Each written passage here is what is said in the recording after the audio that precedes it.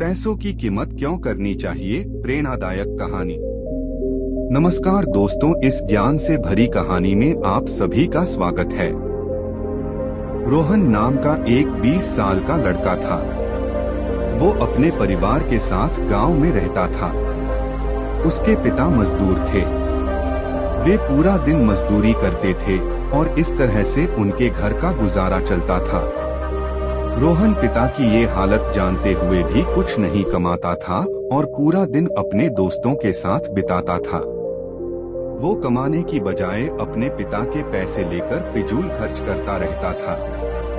रोहन को अपने पिता के पैसों की कीमत बिल्कुल भी नहीं थी। एक दिन पिता ने बेटे को बुलाया और कहा कि तुम्हें भी अब हमारे घर की जिम्मेदारियों के बारे में सोचना चाहिए और ये फिजूल खर्च करने की बजाय थोड़े पैसे कमा के घर में देने चाहिए। बेटे ने बोला, इसमें कौन सी बड़ी बात है, ये तो बहुत ही आसान है। ये सुनते ही पिता ने बोला कि कल से तुम्हें मुझे हर रोज 100 रुपए कमा कर देने होंगे। रोहन ने कहा, अच्छा ठीक है। दूसरे दिन रोहन ने अपनी दादी से 100 रुपए लिए ताकि वो पिता को दे सके। पिता ने रात को रोहन को बुलाया और पैसे मांगे। रोहन ने वो 100 रुपए दिए। पिता ने रुपए देखकर बोला, जाओ ये 100 रुपए कुएं में जाकर फेंक दो, और रोहन ने भी ऐसा ही किया। वो 100 रुपए कुएं में फेंक दिए। अगले दिन रोहन ने 100 रुपए अपनी माँ से लिए, फिर इसी तरह पिता को दिए। इस बार पिता ने कहा, ये 100 रुपए बाहर जाओ और कुएं में फेंक दो। रोहन ने इस बार भी ये रुपए कुएं में फेंक दिए। कुछ समय ऐसा चलता रहा। रोहन अपने दोस्तों और रिश्तेदारों से 100 रुपए मांगता था और अपने पिता को देता था, और उसके पिता हर रोज वो रुपए कुएं में फेंक दो वैसा ही बोलते थे। रोहन भी हर रोज इस 100 रुपए को कुएं में फेंक देता था। एक दिन ऐसा हुआ कि रोहन को अब ये समझ में नहीं आ रहा था कि वो किनसे 100 रुपए मांगे, क्योंकि उसने अपने सारे रिश्तेदारों से पैसे कोई न कोई बहाना बना के मांग लिए थे। अब उसके पास कोई बहाना भी नहीं था।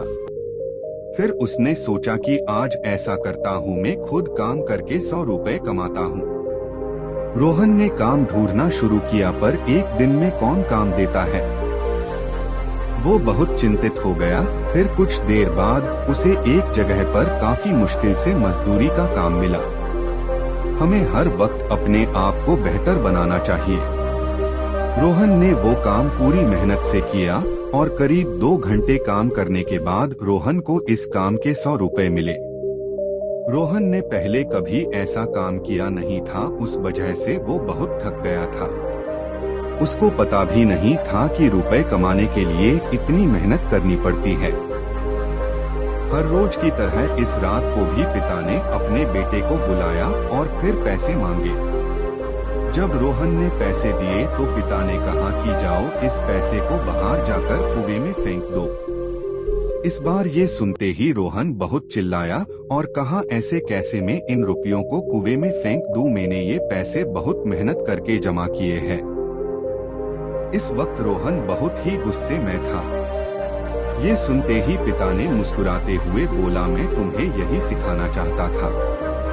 आज तक तो 100 रुपए बड़ी ही आसानी से कुएं में फेंक देता था, क्योंकि वो तुम्हारी मेहनत के पैसे नहीं थे। अब तक तुम मेरे कमाए हुए पैसों से फिजूल खर्च करते थे, तभी मुझे भी ऐसा ही गुस्सा आता था। ये सब होने से रोहन को पैसों की कीमत होने लगी और वो भी अपने पिता को घर में पैसे कमा के मदद करने लगा। हम अपने अभिभावक के पैसा बहुत ही आसानी से उड़ाते हैं, पर जब हमें अपनी मेहनत की कमाई से फिजूल खर्च करना होता है, तब हम नहीं करते हैं। हमें पैसों की कीमत अपनी खुद की कमाई होने पर ही होती है। कहानी में ये कहानी उन लोगों के लिए है जो ऐसा समझते हैं कि हमारी जिंदगी में पैसों से भी मूल्यवान कुछ नहीं हो सकता। सच तो ये है कि अपने परिवार को समय देना पैसों से भी मूल्यवान होता है। एक आदमी ऑफिस में काम करता था। वो हर रोज सुबह उठता और ऑफिस जाता था। शाम को वो देर से घर वापस लौटता था। एक दिन वो घर पर कोई कारण से जल्दी आ गया था। उसके 6 से 7 साल के लड़के को घर पर देखकर पापा को आश्चर्य हुआ। लड़के ने अपने पापा को देखकर उनसे सवाल पूछा कि पापा, आप सारा दिन इतना काम करते हो तो फिर आपको आपकी कंपनी कितना पगार देती है? उस आदमी ने जवाब दिया कि मुझे हर घंटे काम करने पर 500 रुपए मिलते हैं। बेटे ने अपने पिताजी से कहा कि पापा, आप मुझे अभी 300 रुपए दो, मुझे अभी 300 रुपए की जरूरत है। रुपए देने की बात तो दूर की रही, वो आदमी ने अपने बेटे को एक थप्पड़ लगा दिया। उसका बेटा रोता हुआ वहां से चला गया। कुछ देर के बाद पिता ने सोचा कि मेरा बेटा कभी भी मुझसे पैसे नहीं मांगता है, फिर आज क्यों मांगे। पिताजी बेटे के पास गए और अपने बेटे को 300 रुपए दिए। पापा ने अपने बेटे से पूछा कि बेटा, तुम मुझे ये बताओ कि ये 300 रुपए का तुम क्या करने वाले हो। बेटा खड़ा हुआ और उसने अपने गुल्लक में से सारे पैसे निकाले और उन पैसों में अपने पापा से लिए थे वो 300 रुपए भी जोड़े। वो ये पैसे लेकर अपने पापा को दे रहा था। उसके पिताजी ने कहा कि बेटा, तुम ये क्या कर रहे हो। बेटे ने कहा कि पापा, आप मुझे अभी बता रहे थे कि आपको अपनी कंपनी हर घंटे काम करने पर 500 रुपए देती है। मेरे पास अपने गुल्लक में 200 रुपए जमा हुए थे। आपने मुझे 300 रुपए दिए और वो सब मिलकर 500 रुपए हो गए। मैं ये 500 रुपए आपको देना चाहता हूँ और आपसे 1 घंटे का समय खरीदना चाहता हूँ। आप मुझे अपना 1 घंटा दो और मेरे पास बैठ के बातें कीजिए। बेटे की ये बात सुनकर पिताजी को आश्चर्य हुआ और उन्हें पता चल गया कि पैसों से भी मूल्यवान हमारे अपनों को समय देना होता है। हमारी लाइफ में भी कई बार ऐसा ही होता है। हम पैसों को इकट्ठा करने में इतने व्यस्त हो जाते हैं कि अपने परिवार को समय ही नहीं दे पाते हैं। बाद में हमें पता चलता है कि पैसों से भी मूल्यवान हमारे परिवार को समय देना होता है। बुद्धि की जीत, बुद्धि का उपयोग करके हम जीत सकते हैं, चाहे हमारे पास शारीरिक बल हो या न हो। इस कहानी बुद्धि की जीत लघु प्रेरक कहानी में यही बताया गया है। एक गांव में कुश्ती का आयोजन हुआ था। सभी बड़े पहलवान विभिन्न गांवों से आए थे और सबके पास विशेष कौशल था। इन पहलवानों में सबसे बलवान थे रामू, जिन्होंने आज तक किसी कुश्ती में हार नहीं मानी थी। कुश्ती का प्रोग्राम आरंभ हो गया और हर पहलवान के बीच मुकाबला हुआ। कुश्ती के आखिरी चरण में सभी को रामू के साथ मुकाबला करना होता था और यह रामू के खिलाफ कठिन चुनौती थी। आखिरकार कुश्ती प्रतियोगिता का विजेता केवल रामू ही रहा। गांव के सरपंच ने रामू का हाथ ऊपर किया और उन्हें विजेता घोषित किया और इनाम के रूप में 5 लाख रुपए दिए। रामू ने भीड़ में बोला, क्या इस भीड़ में कोई है जो मेरे साथ मुकाबला कर सकता है? अगर कोई मुझे हरा देता है तो उसे 5 लाख रुपए मिलेंगे और अगर मैं जीतता हूँ तो वह मुझे 1 लाख रुपए देने के लिए तैयार रहे। क्या किसी को इस चुनौती को स्वीकार करने का विचार है? भीड़ के सभी युवाओं ने आपस में नजर मिलाई, लेकिन किसी ने भी साहस नहीं दिखाया। रामू हंसने लगे, देखकर कि कोई भी उनकी चुनौती को स्वीकार नहीं कर रहा है। इस समय एक पतले और दुर्बल आदमी ने बड़े ही निर्भर भाषा में घुसपैठ किया, मुझे आपसे कुश्ती लड़नी है। दोनों पहलवान मैदान में पहुंचे और सभी लोग उनके लिए तालियां बजाने लगे। किसी ने उनका नाम तक नहीं लिया। संजू और रामू के बीच कुश्ती शुरू हुई। संजू ने कुछ इस तरह से खेला कि वह रामू के हमलों से बचते रहे और स्वयं को सुरक्षित रखते रहे। सभी लोग संजू की दमदार खेल की मुरादी कर रहे थे।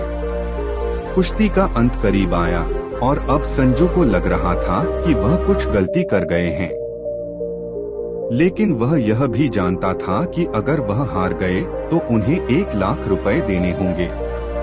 संजू ने अपनी चालों को ताजगी से बदला और रामू को पकड़ लिया और उसे पीछे की ओर धकेल दिया। रामू के जबरदस्त हमलों के बावजूद संजू ने उन्हें मजबूती से पकड़ा और रामू को खूब तरह से दम घुटने के बीच में लगा दिया। भीड़ अब उन्हें संजू संजू करने लगी और रामू ने होश खो दिया, लेकिन किसी तरह वह खड़ा रहा। फिर एक बार संजू ने चालाकी से रामू की टांगों को खींचा और उसे पूरी तरह से असमर्थ कर दिया। रामू गिर पड़े और फिर न उठ सके। सरपंच ने संजू का हाथ ऊपर उठाया और उन्हें विजेता घोषित किया। शर्त के अनुसार संजू ने 5 लाख जीत लिए। इस कहानी से हमें यह सीखने को मिलता है कि बुद्धि का उपयोग करके हम जीत सकते हैं, चाहे हमारे पास शारीरिक बल हो या न हो। आलसी ब्राह्मण प्रेरक कहानी। हमें किसी भी काम को टालने की आदत नहीं बनानी चाहिए। ये कहानी आलसी ब्राह्मण प्रेरक कहानी भी उसी के बारे में है। किसी गांव में एक ब्राह्मण बड़े आराम से जी रहा था। वह रोज सुबह देर से उठता, शांति से पूजा करता, फिर अपना आलस्यपूर्ण दिन बिताता और रात को फिर सो जाता। उसकी पत्नी, जो किसान की बेटी थी, उसके साथ खुश नहीं थी, क्योंकि वह सारा काम खुद ही करती थी, जबकि उसका पति सिर्फ आराम से बैठा रहता था। दिन बीतते गए, ब्राह्मण के घरवाले उसके आलस्यपूर्ण जीवन से परेशान हो रहे थे। उन्होंने उसे बार बार समझाया कि वह भी कुछ काम करने का प्रयास करे, पर ब्राह्मण कभी सुनता ही नहीं था। एक दिन बच्चों की खिलखिलाहट ने एक साधु महात्मा का ध्यान आकर्षित किया, जो उनके गांव के पास से गुजर रहे थे। ब्राह्मण ने देखा कि बच्चे साधु महात्मा के चरणों में गिरकर उनका आशीर्वाद ले रहे हैं। इसके बाद उसने साधु का स्वागत किया और उन्हें अपने घर में आने के लिए कहा। साधु महात्मा ने धन्यवाद दिया और रात के खाने के लिए उनके घर आए। ब्राह्मण और उसकी पत्नी ने साधु के लिए सबसे अच्छा भोजन तैयार किया और उनकी सेवा में अच्छे से विशेष ध्यान दिया। साधु महात्मा ने उनकी सेवा के लिए प्रसन्न होकर उनसे कोई एक वरदान मांगने की अनुमति दी। ब्राह्मण ने खुशी खुशी साधु से वरदान मांग लिया कि वह अब किसी भी प्रकार के काम से मुक्त रह सके और उसका काम कोई और उसके लिए कर दे। साधु महात्मा ने वरदान देते समय एक जिन्न को उनके साथ भेज दिया और कहा कि वह ब्राह्मण के सारे काम कर देगा, लेकिन ब्राह्मण को ध्यान देना होगा कि जिन्न को हमेशा व्यस्त रखना होगा। अगर उसको काम नहीं मिलता तो वह ब्राह्मण को खा सकता है। जब ब्राह्मण को यह पता चला कि उसको अब कोई भी काम नहीं करना पड़ेगा तो वो बहुत खुश हो गया। उसने जिन्न को पहला काम खेत जोतने का दिया। जिन्न वहाँ से गायब हो जाता है और ब्राह्मण की खुशी का ठिकाना नहीं रहता। कुछ ही देर में जिन्न फिर आ जाता है और बोलता है कि खेत जोत दिया, दूसरा काम दीजिए। मुझे बताओ, वरना मैं तुम्हें खा जाऊंगा। ब्राह्मण डर कर बिलबिलाया और बोला, ठीक है, तुम्हें खेत में जाकर सिंचाई करनी है। जिन्न तुरंत खेत में पहुंच गया और सिंचाई शुरू कर दी। इसके बाद वह फिर ब्राह्मण के पास गया और पूछा, अब कौन सा काम करना है। ब्राह्मण को अचानक समझ में आया कि वह जिन्न को एक ऐसा काम देने जा रहा था जिसे जिन्न ने तुरंत पूरा कर दिया। इसलिए ब्राह्मण के पास और कोई काम नहीं था जिसे वह जिन्न को दे सकता था। जिन्न ने फिर से कहा, मुझे कौन सा काम करना है बताओ, वरना मैं तुम्हें खा जाऊंगा। अब ब्राह्मण के पास कुछ भी काम नहीं बचा था जिसे वह जिन्न को दे पाए। वह बहुत ही डर गया। जब ब्राह्मण की पत्नी अपने पति को डरा हुआ देखती है तो अपने पति को इस संकट से निकालने के बारे में सोचने लगती है। वह ब्राह्मण से बोलती है कि स्वामी, अगर आप मुझे वचन देंगे कि आप कभी आलस नहीं करेंगे और अपने सभी काम खुद करेंगे तो मैं इस जिन्न को काम दे सकती हूँ। इस पर ब्राह्मण सोचता है कि पता नहीं यह क्या काम देगी। अपनी जान बचाने के लिए ब्राह्मण अपनी पत्नी को वचन दे देता है। इसके बाद ब्राह्मण की पत्नी जिन्न से बोलती है कि हमारे यहाँ एक कुत्ता है, तुम जाकर उसकी पूंछ पूरी सीधी कर दो। याद रखना उसकी पूंछ एकदम सीधी होनी चाहिए। जिन्न बोलता है कि अभी यह काम कर देता हूँ। यह बोलकर वह वहाँ से चला जाता है। लाख कोशिश के बाद भी वह कुत्ते की पूंछ सीधी नहीं कर पाता और हार मान लेता है। हारकर जिन्न ब्राह्मण के यहाँ से चला जाता है। उस दिन के बाद से ब्राह्मण अपने आलस को छोड़कर सभी काम करने लगता है और उसका परिवार खुशी खुशी रहने लगता है। आलस्य से बचें। हमें किसी भी काम को टालने या आलस्य में डूबने का आदत नहीं बनानी चाहिए। अगर आपको हमारी कहानी आलसी ब्राह्मण प्रेरक कहानी अच्छी लगी हो तो अपने दोस्तों के साथ भी शेयर कीजिए और कमेंट में जरूर बताइए कि कैसी लगी हमारी कहानी।